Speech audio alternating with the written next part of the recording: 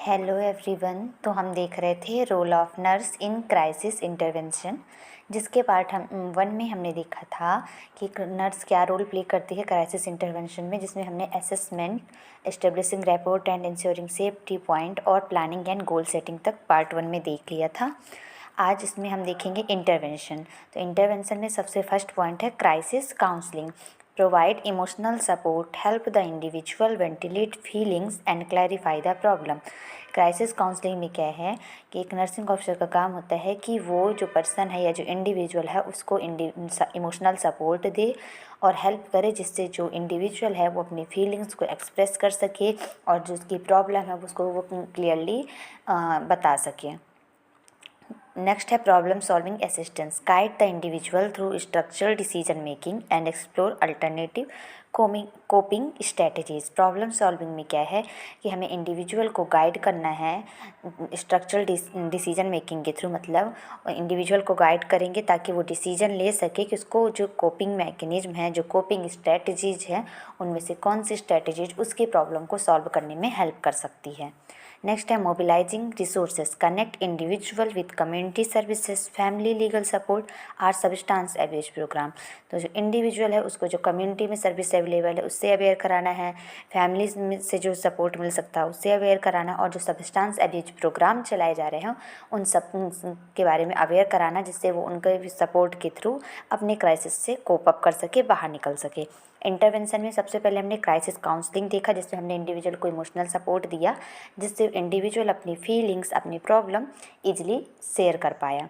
Problem solving assistance में हमने individual को गाइड किया, उसको डिसीजन लेने के कैपेबल बनाए, जिससे जो कोपिंग मैकेनिज्म अवेलेबल है उनमें से उसने वो किसी एक मैकेनिज्म को सेलेक्ट कर सके और अपनी प्रॉब्लम को सॉल्व कर सके।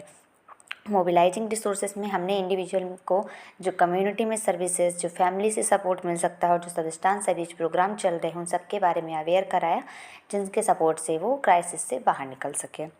नेक्स्ट है इवैल्यूएशन। इवैल्यूएशन में फर्स्ट पॉइंट है monitor progress. Continuously assess the individual mental status and effectiveness of intervention.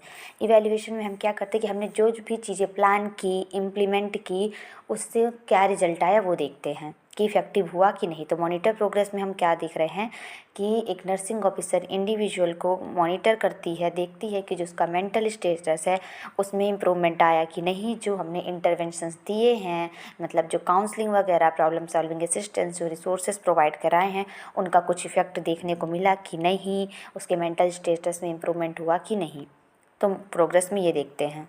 Next है reinforce coping skill. Help the client recognise successful coping strategies and apply them in future situations. Reinforce coping skill में क्या है कि हम client की मदद करेंगे ताकि वो देख पाए कि जो कोपिंग मैकेनिज्म है उसमें से कौन सी कोपिंग मैकेनिज्म उसके प्रॉब्लम सॉल्व करने में हेल्प कर सकते हैं या सक्सेस दिला सकती है, और ताकि अगर फ्यूचर में कोई भी ऐसी सिचुएशन आए तो वो सक्सेसफुल कोपिंग मैकेनिज्म को चूज कर सके और अपनी प्रॉब्लम को सॉल्व कर सके। मतलब इसमें हम क्लाइंट को उनको हेल्प करेंगे ताकि वो पहचान सके कि कौन सी कोपिंग मैकेनिज्म के थ्रू वो अपनी प्रॉब्लम को सॉल्व कर सकता है और अगर फ्यूचर में ऐसी सिचुएशन आए तो खुद से वो डील कर पाए। तो इवैल्यूएशन में एक तो हमने प्रोग्रेस देखा कि इंडिविजुअल की मेंटल स्टेटस में इम्प्रूवमेंट हो रहा है कि नहीं हो रहा है। उसके बाद हमने इंडिविजुअल की हेल्प की कि वो कोपिंग स्ट्रेटेजी को पहचान सके ताकि अगर फ्यूचर में कोई ऐसी सिचुएशन आती है तो खुद से वो उसी कोपिंग मैकेनिज्म का यूज करके खुद अपने क्राइसिस से डील कर सके। नेक्स्ट है documentation and follow up. Accurate record keeping. Document all findings, intervention, response and referral. Documentation एक इम्पॉर्टेंट स्टेप होता है, ये एज अ प्रूफ की तरह भी वर्क करता है कि हमने उस पेशेंट के लिए क्या क्या या उस इंडिविजुअल के लिए क्या क्या चीज़ें अप्लाई की हैं। तो डॉक्यूमेंटेशन में क्या है, सबसे पहला एक्यूरेट रिकॉर्ड कीपिंग, मतलब डॉक्यूमेंट करना है सारी चीज़ों को, जो भी फाइंडिंग्स मिली है हमको, जो भी इंटरवेंशन हमने किया है, पेशेंट का क्या रिस्पॉन्स आया है, अगर रिफ़र किया है तो उसके बारे में सारी चीज़ें रिकॉर्ड करनी। फाइंडिंग्स मतलब हमने देखा कि पेशेंट किस चीज़ से सफ़र कर रहा था, हमने क्या क्या चीज़ें उस पर इम्प्लीमेंट की, जो प्लान किया था उनको एक्शन पे लाया, फिर पेशेंट का रिस्पॉन्स क्या रहा, अगर उसको रिफ़र करना हुआ तो वो सारी चीज़ें डॉक्यूमेंट करना। Follow up care. Arrange post crisis support, ongoing therapy और home visit if needed to ensure long term recovery. अगर पेशेंट को पोस्ट क्राइसिस सपोर्ट चाहिए, मतलब क्राइसिस के बाद का अगर सपोर्ट चाहिए उसके तो वो देना, अगर उसको होम आगे कंटिन्यू करनी है थेरेपी, अगर लॉन्ग टर्म रिकवरी के लिए हमको थेरेपी को कंटिन्यू करना है तो होम विजिट वगैरह करना, उसको पेशेंट को फॉलो अप देना जिससे उसकी रिकवरी हो वो लॉन्ग टर्म हो सके। मतलब फॉलो अप केयर में अगर पेशेंट क्राइसिस से बाहर निकल आया बट उसको सपोर्ट चाहिए तो हम उसको सपोर्ट प्रोवाइड करेंगे। इफ़ पॉसिबल होगा तो हम होम विजिट के थ्रू भी उसको फॉलो अप केयर देंगे जिससे पेशेंट जो इंडिविजुअल है वो पूरी तरह से क्राइसिस से बाहर निकल सके और कोप अप कर सके। तो ये ओवरऑल क्राइसिस इंटरवेंशन के बारे में हमने देख लिया।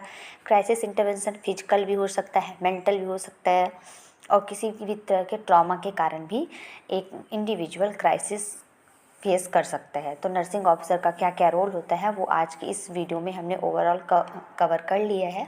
आई होप आपको मेरी वीडियोज़ पसंद आ रही हो तो please like share and subscribe my channel. Thank you.